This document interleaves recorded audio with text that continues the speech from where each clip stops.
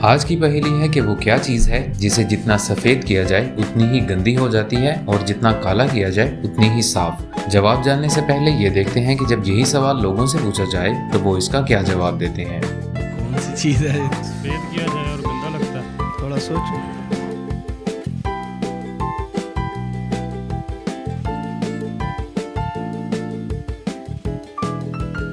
को जितना साफ किया जाए काली लगती है। शूज।